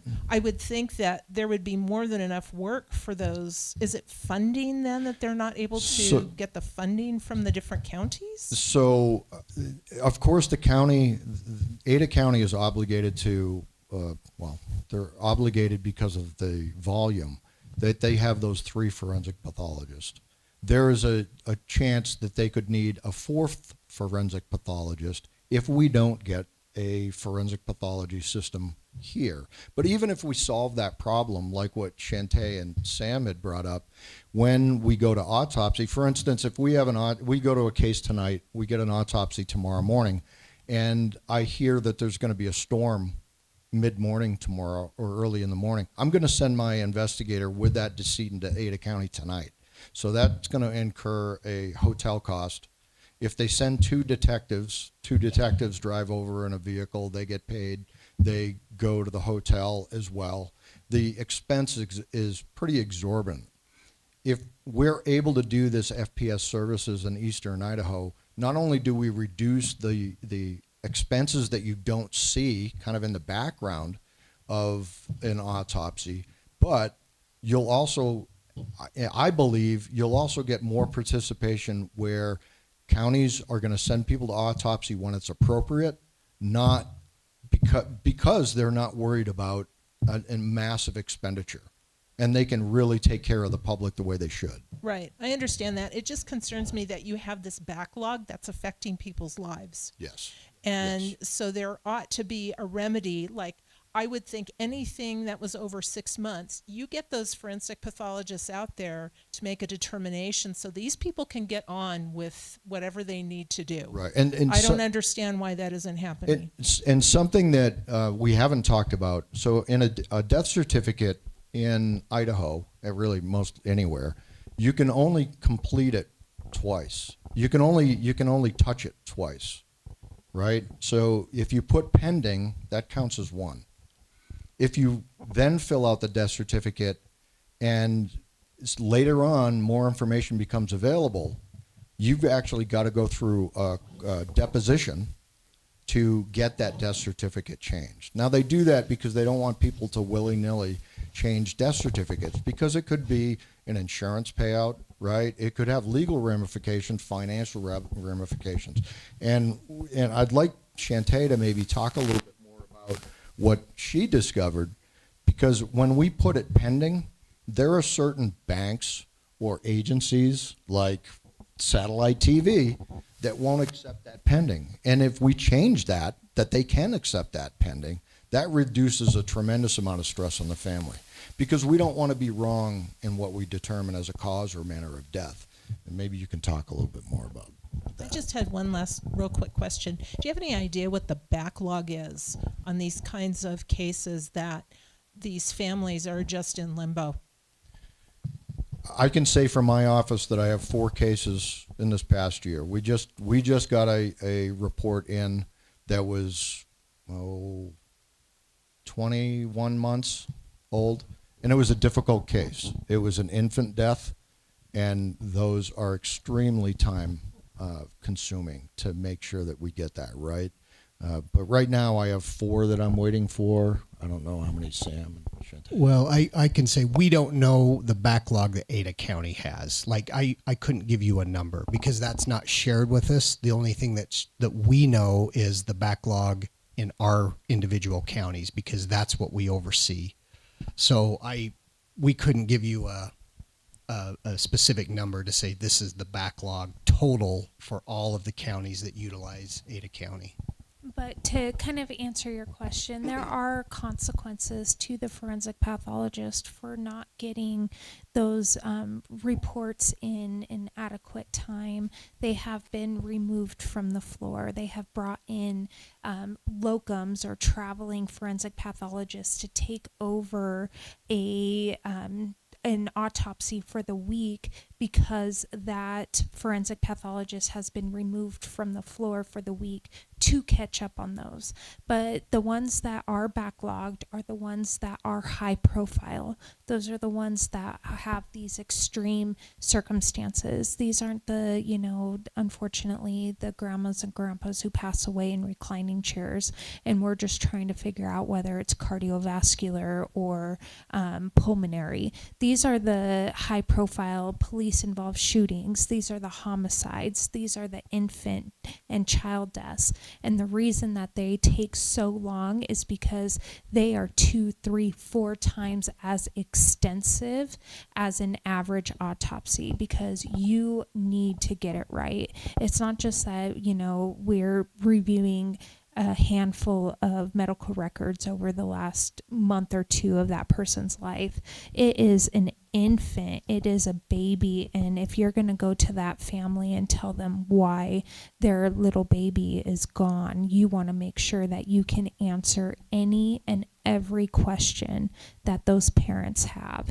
So not only do they do a more extensive autopsy, we pull medical records from birth. Not only do we pull medical records from birth, which is hundreds of pages of medical records that are being reviewed, but we go above and beyond when it comes to testing. Not only are we testing for toxicology of basic panels and illicit substances, we're looking at genetics, we're looking at histology. We're not just looking at influenza and COVID, we're looking at RSV, we're looking at strep, we're looking at any and every possible thing that could affect or contribute to that person's or that infant's cause of death. So not only right now our average here in Bonneville County is about 2 to 3 months for an autopsy of a natural death or something that's a little more straightforward. But for those that are high profile, those homicides, those infant deaths, those are the ones that could potentially go to prosecution. Those are the ones that potentially could have criminal charges attached to them. Those are the ones that could have neglect to the parent, or in all honesty, we just want to give the family as many answers as physically possible. So those ones are the ones that are getting backlogged because they're so extensive. They're not just your average cut and dry autopsy. Those are the ones that are deep and ugly and dirty. And so we want to make sure if we're going to do it, we're going to do it right. And I would add on to that, it's not just those, but complex cases there that that somebody passes away and we just don't know what's going on. So that it not just, you know, infant or homicides, but they could be complex, you know, type of a situation where they're looking at all kinds of things and doing different tests for that to try to figure that out. So hopefully that helps. So what's the answer? So what? Well, okay. I'm going to play this. I'm the legislator. I heard a comment earlier today. Well, talk to your legislators, all this and everything. Okay, are you looking for them to fix it? So, Well, okay, the legislature to fix it, or are you looking for the counties in East Idaho to get together to fix it? How is the best way? How do you fix it? And what do we do? And is it? And I'm serious about that when I ask that, because if I'm a legislator and you come to me with a problem, we need this. Okay, what do I have to do? What do you want fixed? What are we going to do? Is it, do I build this thing here? Do I have to hire this? I need specifics. Not just give you another $100 million out of the budget, okay? But I need specifics. What are the specifics to fix it? So when the OP report came out, we have the benefit of working with Idaho State University, where I have grad students come and intern in our office in Bingham County. It is an amazing resource because they are hungry to do work that matters. So we took that 95-page OPE report and we tore it apart. And then we assessed and evaluated every single statute in the United States to identify what was the shortfall and what are the 5 statutes from other states that satisfy that shortfall. That report was put together and submitted through the Idaho State Association of County Coroners and sent to legislators as potential answers to solve those problems. I would say little to nothing has been done. And what we've done is we've consistently redefined the answers to it. But if we're going to do this in stages, and of course everybody wants to hit the things that don't cost money first, right? They want to go to what's efficient. What we put together as the best plan would be, number one, to identify a basic certification for every single death investigator in the state, meaning that if the coroner doesn't want to be certified as a medical legal death investigator, then anybody that does a death investigation under their charge has to be certified to do that. Number one, right? It's because we've got to have people that can identify what case needs to be investigated further or not. Second thing was to look at, okay, well, what can we ask of regions of the state? Not burden a particular community with saying, okay, if you're at this populace level, you should have this level of infrastructure. Well, Bonneville County is a perfect example. They could service potentially 15 counties in eastern Idaho. So if that's the case, how do we get the legislators to get working with each community to say, okay, do we have you put a percentage in based on your populace, or do we use some of that surplus to create it? And if we're going to give you any kind of subsidy or funding, you've got to have certified death investigators. You've got to have those death investigations reviewed to make sure that you're meeting the standard. I don't want anybody to get any kind of benefit without giving something back, right? I don't want to give everybody $100 and expect the problem's going to change. If you come to me and say, okay, I'm going to meet this standard, we're going to allow our stuff to be reviewed, we're going to go through this process. The state of Washington does something called reimbursement for autopsies on infants. They reimburse 100% on infants to make sure that that's not a consideration when somebody needs to go to autopsy. And we could be doing something very similar as long as that agency that's asking for a subsidy is doing something that gets us to the standard. Okay, something that just came to mind, and I tried to debate you a little bit here, but the coroner office and all that is an elected position out of each county. And so the people of the county are responsible, and it is a county issue. Okay, well, to me, when you were talking, it ended up being, okay, now this becomes a state issue. So now the question would be is if the state gets involved and the state takes care of it, does it now become a state department, and therefore the coroner's office is no longer necessary because it is now a state issue? So there are states in the United States that do what's called a combination system. The state provides a medical examiner for different regions. That medical examiner is responsible to service all the coroners in that region. And the state, that's all the state does. They provide the resource, and within the plan that we laid out, if the state provides the infrastructure and maintains that infrastructure, the coroners in that region, and there should be a council for each forensic pathology area so that everybody's got skin in the game, they all are responsible to make sure that that works. If you try to get rid of the coroner system, which I believe was done back in the early 2000s, they tried to do that in Idaho, just because you have a medical examiner system doesn't mean that your system is better. I've visited and interviewed medical examiners in the United States, and they have systems that are more depleted than ours, where they don't even have a medical legal death investigator that goes out to a scene. And they rely on literally retired physicians to go to a funeral home, not to the scene, but go to a funeral home and do an exam on a decedent. That's not an investigation at all. So the other piece of why it's important, I believe, that we have coroners as elected officials is that if you're appointed by a board of commissioners and that board of commissioners decides that, hey, you know what, the coroner's office is not important in this budget cycle, this guy's calling for too many autopsies, we're going to let go of that person, and we're going to find and appoint somebody that's going to do what we want them to do.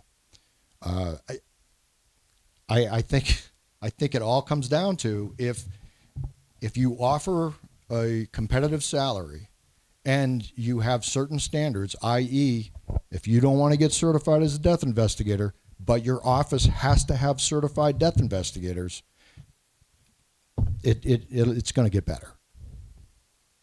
You want to bait or throw another worm on that hook? Well, I guess at the end of the day, you know, what I'm looking for is for you three, because you're up here wanting to do that, to really articulate the exact thing that we need to do to fix the problem. And you say, you know, the one, it's not necessarily turned all over to the state, but it's to do this. What I would ask for, what is the actual plan? What would you actually propose to be truly be implemented? Okay, and I'm always hesitant about, if you don't have the plan and you don't know exactly everything what you want and how it's going to fix it, and you give it to somebody, a bureaucrat, to fix it or figure it out, you know, it's going to take forever, and you're not going to get what you want. Agreed. And okay, that roadmap that we created in response to that OPE report, it doesn't just offer one solution. It offers multiple solutions at different levels, and I'm more than happy to share that with you. I brought my binder with me. It's in the truck. I've got probably that much research. Well, the problem that you're, and again, what I'm getting to now is that you've brought me a whole stack of solutions that you're hoping that I can go through, that I can figure out what's going to be the best thing. Well, the stack of research material is this high. The solutions is about 3 pages, so you should be able to handle that. I could handle 3 pages. And within it, it identifies what are the steps to get there. Right, and that would be good. And in my mind, it sounds like and I'm very much for local control. 100%. Okay, and I'm hesitant about turning a bunch of things over to the state. I'm very hesitant about trying to want more state money to do stuff. So as counties in East Idaho, how can we fix it? Well, the funny thing about state money is it's your money. So when there's where that money came from is your constituents and you're part of the public. But I agree with you that if you're gonna take something, you've got to have a plan to make sure that you're not obligated or connected to that, where your decision-making capabilities are limited. every nickel that is currently in the state budget is accounted for or wanted by somebody. Well, except for that surplus, by the way, because there is Which still right a now they're surplus. saying we don't have a surplus.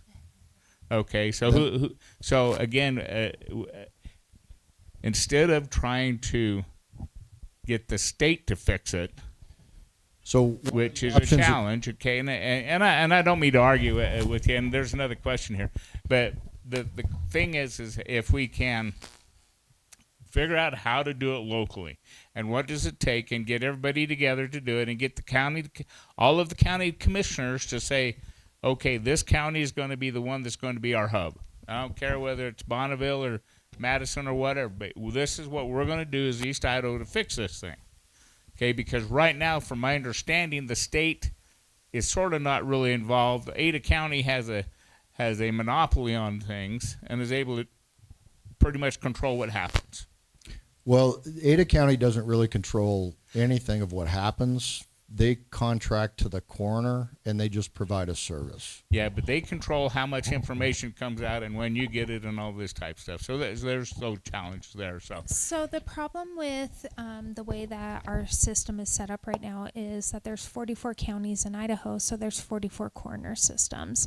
So while the coroners themselves might be able to say, oh, we'll make Bonneville the hub or Madison the hub, Bannock the hub, if we don't get some kind of district or some kind of state involvement to make us all inclusive, we're going to remain differentiated in the sense that if you go from my county to Bingham County to Madison County, Jefferson, Teton, it doesn't matter. It's going to change. So while we do have these structures set in place and these steps, unfortunately, there is not anything that we can say like, if you do this, it will be fixed. We can't fix anything overnight, of course. It's going to take baby steps and it's going to take time.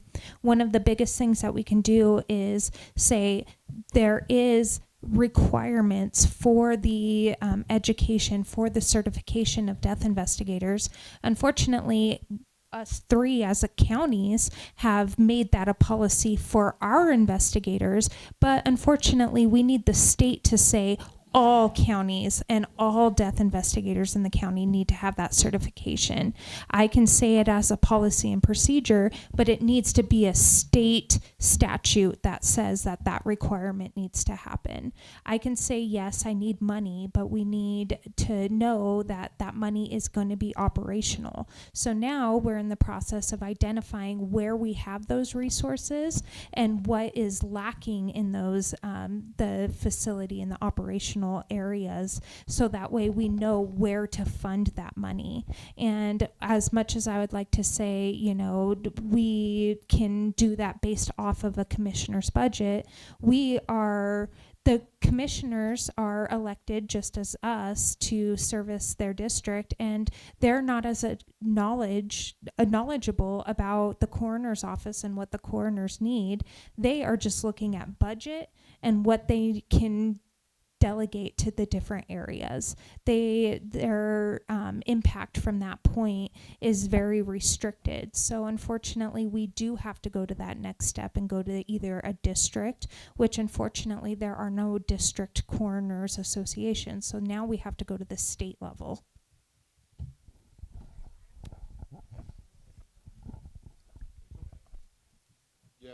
Hello, there it is.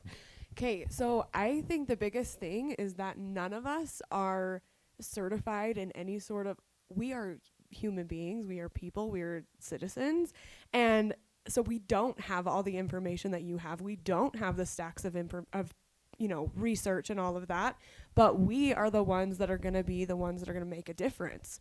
So when he's saying we need a 1, 2, 3 step, I think the problem is, yeah, okay, we would love to have everybody be certified. We would love to have everybody, we'd love this facility. We'd love all these things. We don't have any information as to what to actually physically do.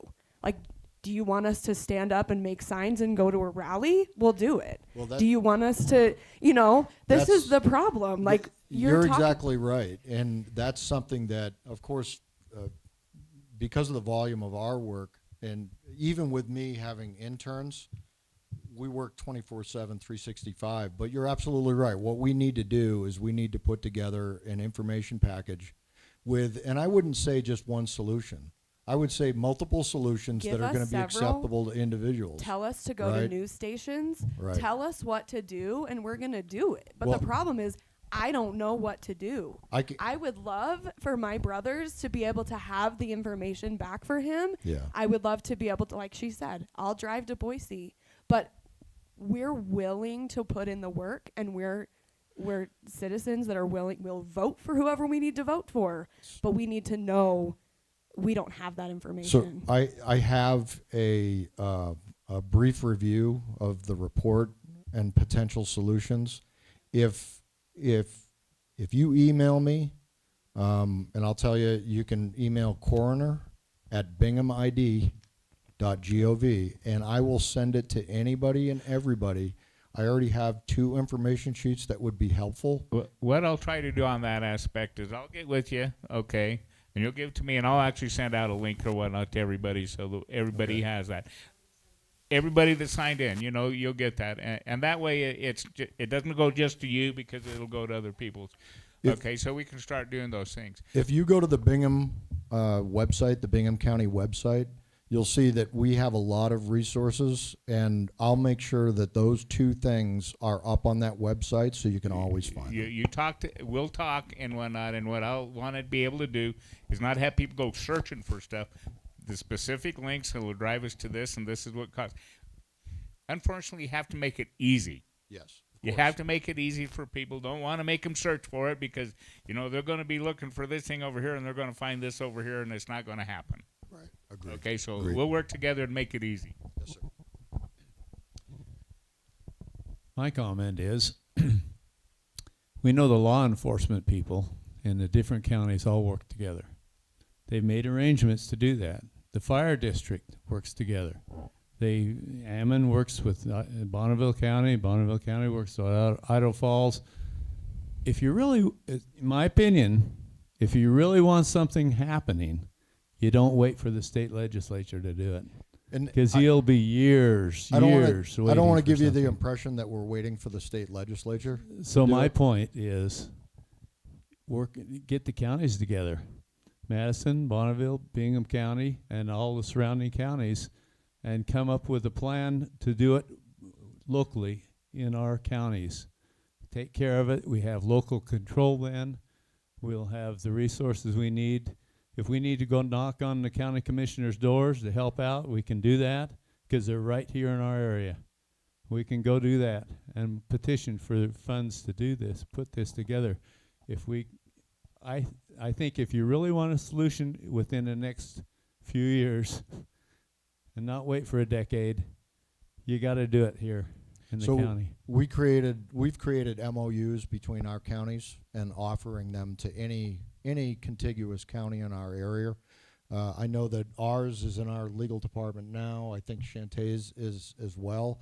And we're in the process of getting those signatures because I agree, they have the tri-county system, although it's 17 communities, so I don't know how they came up with tri-county. But they work together, and we should emulate things that work, right, instead of recreating the wheel.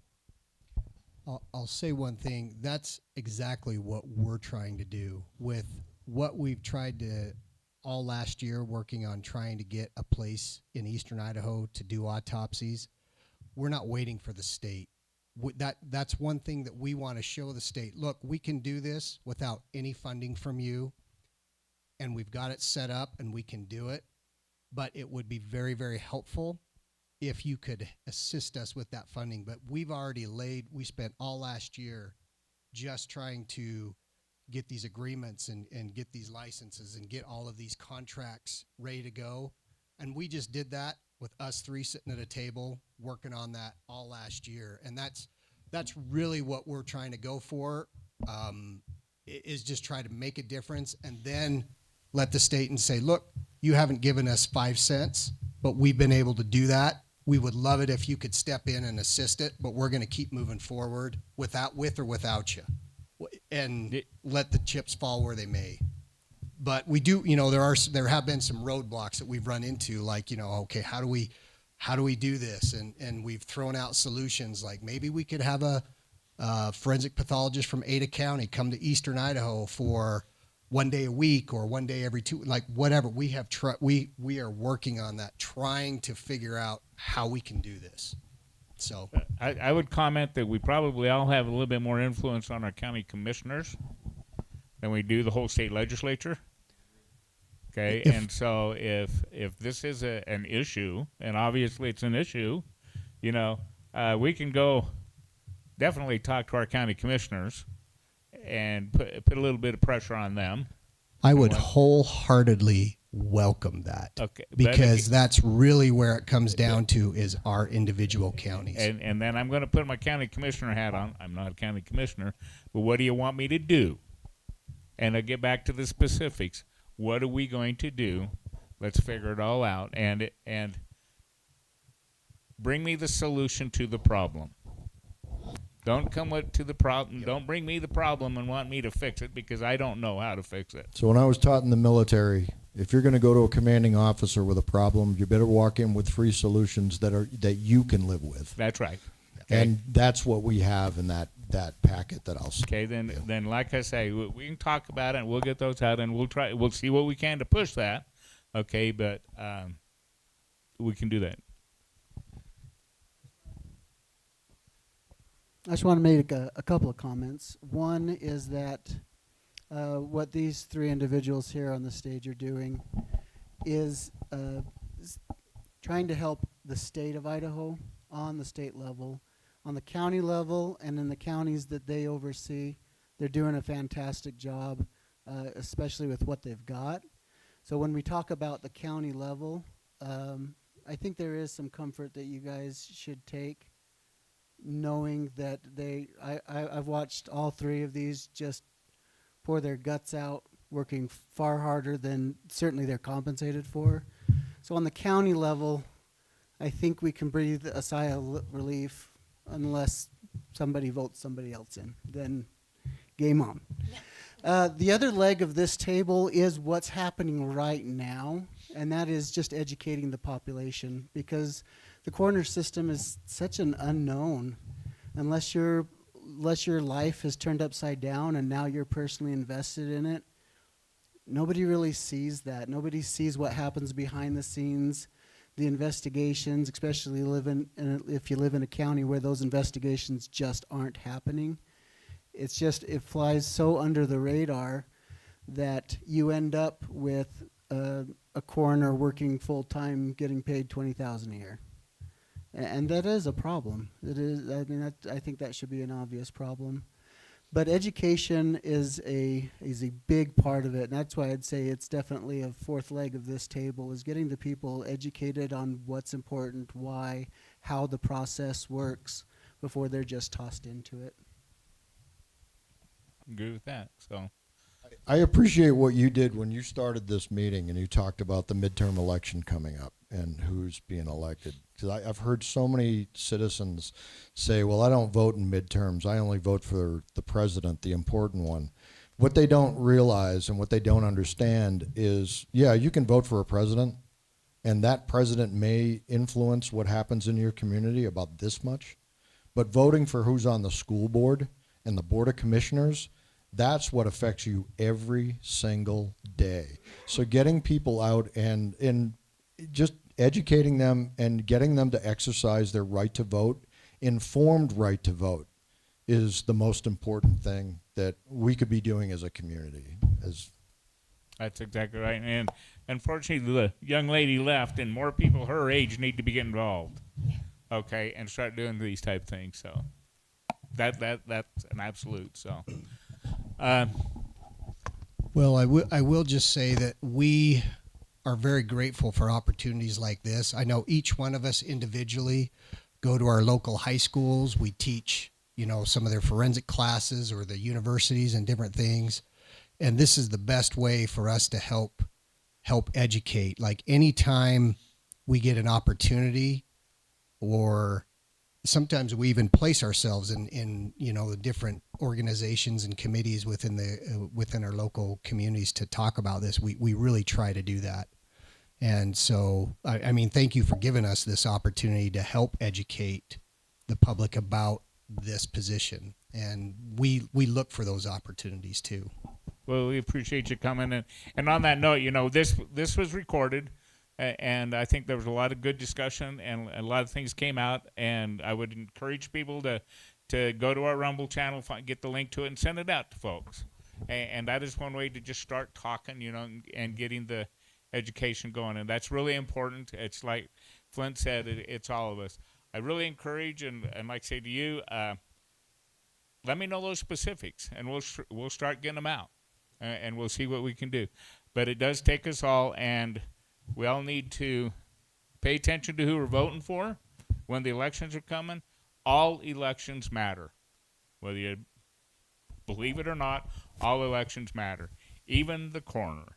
100%. And you can ask Flint when he first came to work in our office. Anytime that somebody comes to work or volunteer in our office, the first thing that I give them is what you have on the table back there, which is a copy of the Constitution and the Bill of Rights. And I ask them to police me in how we conduct our business. Because when I put my hand up to swear to uphold the Constitution of the United States and the Constitution of Idaho, I swore to uphold all of it, not what I just agree with.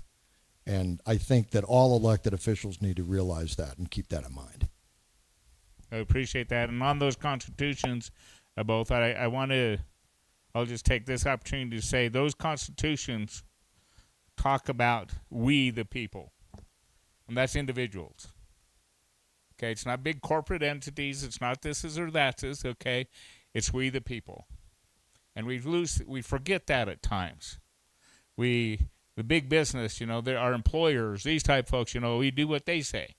What they want to say, but you have to look at it. Our constitutions don't talk about we big business. We, if you have this much money or whatever, it's we the people. And so it's important to all of us to be out, be involved, vote, do what we can, because you can have influence. So, folks, let's give them a great big hand. I think they did a wonderful job. I learned a whole lot more about the coroner, and I'll have to admit I did not know a lot, and I still I don't know enough for sure. But I want to thank you all. Thank you very much for coming. I appreciate it. And one last thing, if you want to buy a raffle ticket, that'd be wonderful. If you want a hat down there, this year's going to be an exciting year. And I'll talk again about the politics and stuff. Just look what's happening nationally, from what's happening in Venezuela, from what's happening in the Middle East, from what's happening in Minnesota, just what's happening locally. You start looking at what's happening, we are not immune. I was talking to a guy today, and I was going to talk to my wife earlier. Idaho Falls doesn't feel like the town it used to. And I was talking to a guy today at the tire store. And he says, no, Idaho Falls isn't a town anymore. It's a city. And all the problems with the city are coming and are here. We're not immune from what's happening.